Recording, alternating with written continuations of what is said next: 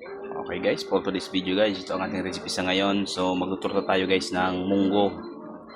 So naglagay na ako yan ng mga pampalasa, magic, asin, sibuyas, bawang. Ito naman ang para sa ating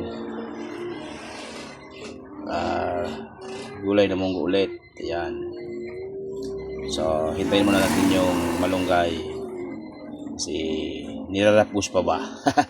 Rapus. Na, tapos painit tayo ng mantika. Ayan. So ayan na guys, nagsalang na tayo ng isa.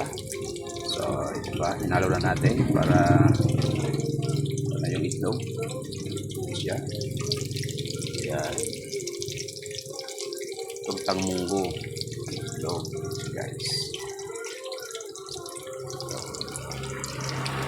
So naman para sa gulay mamaya,